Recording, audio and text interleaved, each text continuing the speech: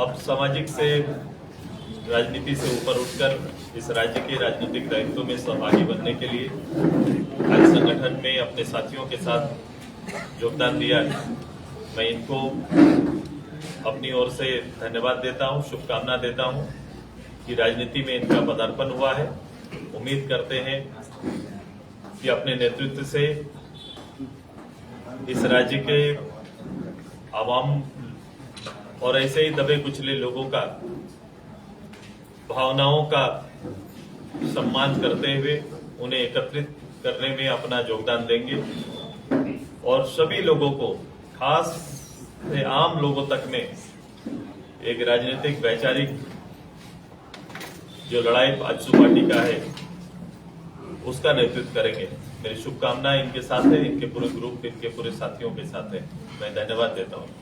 कल से कुर्मी समाज का आंदोलन शुरू हो रहा है, एसटी का दर्जा उठना चाहते हैं, आपका क्या स्टैंड रहेगा सर? क्योंकि ये तो लड़ाई आपकी मिलेगी, आपको नहीं, ये स्पष्ट रूप से ये एक सामाजिक रूप से इस लड़ाई को लगातार वर्षों से लड़ा जा रहा है।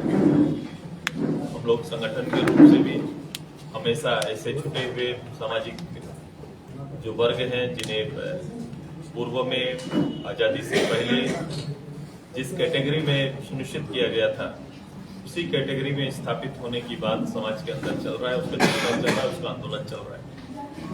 ये कई दौर का आंदोलन पहले भी हुआ है और एक कल से भी एक आंदोलन चल रहा है। समाज के आगुआ, समाज के लीडर, समाज के लोग एकत्रित होकर एक भावना कल वह एक आंदोलन में उतर रही है। वो अपने हक के लिए लड़ रहे हैं और निश्चित रूप से इस पे विचार होना चाहिए। आप लोग का नैतिक समर्थन रहेगा? नहीं, केवल नैतिक नहीं है ये बात। मैं अपने प्लेटफॉर्म, सामाजिक प्लेटफॉर्म, राजनीतिक प्लेटफॉर्म में भी मैं चर्चा हमेशा करता रहा हूँ और इसको लेकर हम लोग चाहे जिस प्लेटफॉर्म में हम लोग लगातार इस बात को कहते आए कि सामाजिक न्याय की बात करें तो कोई समाज को पीछे छोड़कर या उसको उसके हक से दूर रखकर सामाजिक न्याय की कल्पना किसी प्रदेश में पूरा नहीं हो सकता है। ये केवल हमारे स्टेट का नहीं, ये बंगाल के भी सीमावर्ती एरिया में और उड़ीसा के भी सीमावर्ती एरिया के इस समाज का एक बड़ा प्रॉब्लम है और उसको अलग अलग रूप से, अलग अलग समय समय पर लोग सरकार को और सरकार के जो भी देखने वाले हैं या इसको हल करने वाले संस्थाओं के साथ इनका संबंध बना रहता है। हमारे संगठन के प्रतिनिधि भी, व्यक्तिगत रूप से हम लोग भी इस विषय में हमेशा संवाद करते आए कि इसका हल निकलना चाहिए।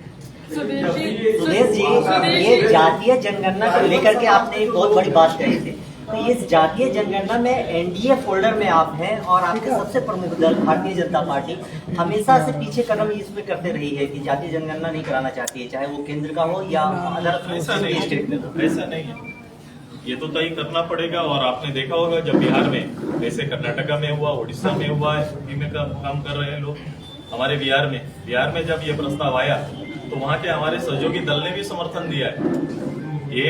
मैं तो ये कहना चाहता हूँ कि हाउस के अंदर जो बातें कही गई, इस विषय को जब हम लोग ने उठाया, जिस राष्ट्रीय स्तर पर ये जो सामने की गठबंधन है, जो अभी गठबंधन जो यूपीए का गठबंधन था, ये यूपीए के गठबंधन का नेतृत्व करता लगातार इस बात को कह रहे हैं कि मैं आऊंगा तो ये जातीय जनगणना कराऊंगा।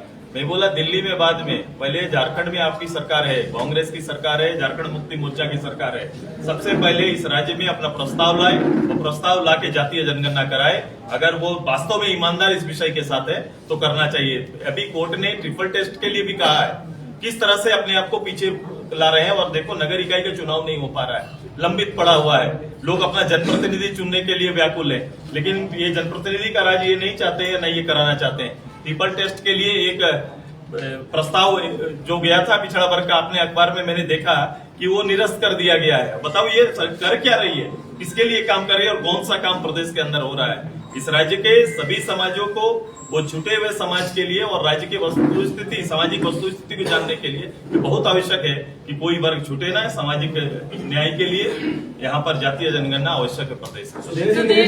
चौथी बार संबंध हुआ है, इस बीच सुप्रीम कोर्ट से भी उनको राहत नहीं मिली है। आप लोग का क्या सुझाव रहेगा, जाना चाहिए? कल एक प्रेस कॉन्फ्रेंस भी हुई है दिल्ली में, बीजेपी ने किया है।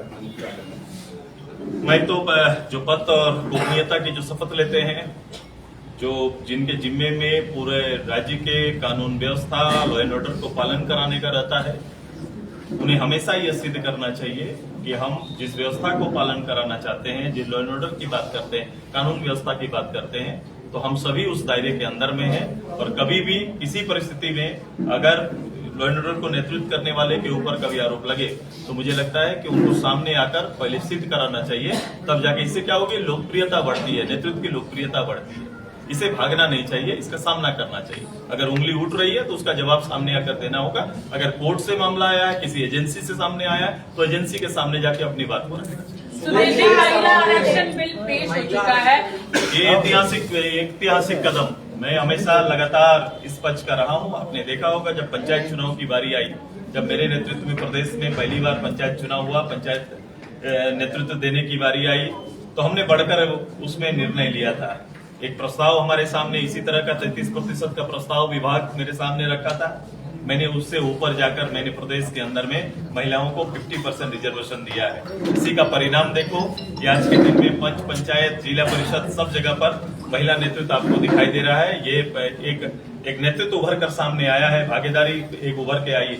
इस तरह से अगर लोकसभा और विधानसभा में भी का प्रस्ताव आया है, ये स्वागत योग्य है। पूरे देश को इसका स्वागत करना चाहिए। एक क्रांतिकारी परिवर्तन देश के अंदर में होगा।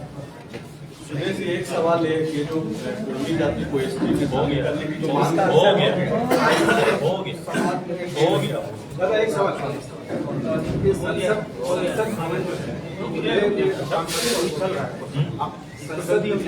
नए संसद आप लोग भी पुराने विधानसभा से नए विधानसभा में गए, एक जनप्रतिनिधि पुराने भवन से किसी तरह का अटैचमेंट नहीं, क्या फीलिंग? देखो कि हमारा अपना कभी भी सांसद भवन तो ये रसियन हाउस को हम लोगों ने बनाया था जब प्रारंभ हुआ। ये विधानसभा भवन बनाया था। और ये सांसद भवन जो दिल्ली का है, ये भी इसको भी पूर्व घोषित या फिर उसका स्ट्रक्चर शुरू से नहीं था, इसको नामित किया गया था।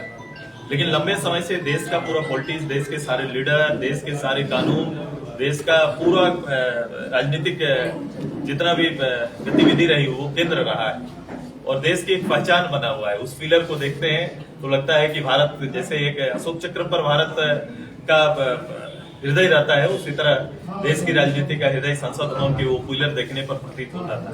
जो लोगों ने ज्यादा समय बिताया उनके लिए तो बहुत मुश्किल का क्षण रहा होगा कि उससे कभी भी वो स्ट्रक्चर से बाहर निकल कर नए में जाएंगे, लेकिन यादें वहीं पर ठहर जाएंगी। यादों के सहारे आगे आना पड़ेगा।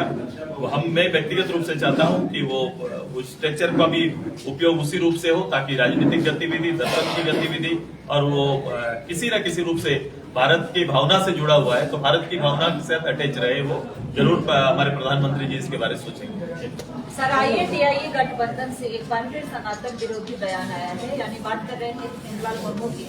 हेमलाल मुर्मू ने बजरंगबली को आदिवासी विरोधी बताया। मैं इस सब टिप्पणी पे नहीं जाता। लोगों को कभी कभी राजनीति करने वालों को लोगों को लगता है कि इस तरह से बातों करके उनकी राजनीति सज जाएगी या लोकप्रियता के कटघरे में तुरंत जम कर जाएंगे। मुझे कभी कभी बीच से ये फीलिंग्स आता है, क्योंकि जिनके बारे में आप बोल रहे हैं वो भारतीय जनता पार्टी ज्वाइन किए थे, वो भारतीय जनता पार्टी के सारे रूल्स को पालन कर रहे थे, वो मंदिर पूजन से लेकर सारे सनातन के सारे क्रियाकलाप में खुद को सामने कर दिए थे। वहां सिद्ध करना था कि मैं सबसे बड़ा सनातन हूँ, उधर से निकल गए तो ये सिद्ध करने में लगे हुए हैं कि मैं इसको नहीं मानता। तो कभी कभी व्यक्तिगत आचरण से लोगों की भावनाओं को बदलने का कुछ लोग प्रयास करते हैं, ऐसा होता नहीं है। लोगों की जो भावना है वो अपने अपने जगह पर स्थिर है और इसको आजादी से रहने देना चाहिए। राजनीति का प्लेटफॉर्म बिल्कुल अलग है। उस प्लेटफॉर्म में जब आप जाएंगे तो उसकी जवाबदेही बहुत है। उनको बात करनी चाहिए जिस जगह से वो आते हैं, जहां से वो लोग नेतृत्व करते हैं, वहां के लोगों के जो जीवन स्तर है उस जीवन स्तर को परिवर्तन करने का नेतृत्व उन्हें दिया गया है। इस राजनीतिक प्लेटफॉर्म का इस्तेमाल उसके लिए करेंगे तो मुझे लगता है राजनीतिक प्लेटफॉर्म और उनकी प्रतिज्ञा को ज्यादा बल मिलेगा।